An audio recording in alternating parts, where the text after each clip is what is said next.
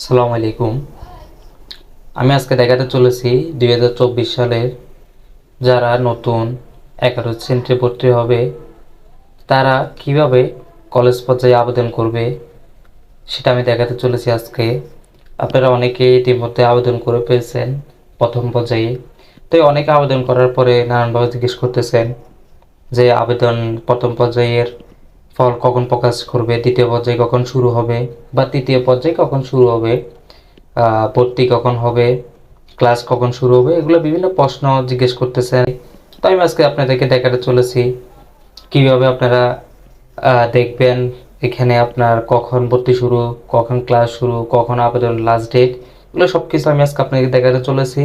তো চলুন কথা না বাড়িয়ে মূল ভিডিও চলে যাই। আর হ্যাঁ, যদি আপনি আমার চ্যানেলে নতুন হয়ে থাকেন তাহলে আমার চ্যানেলটি সাবস্ক্রাইব করবেন, এবং যদি ফেসবুক থেকে দেখে থাকেন পেজ থেকে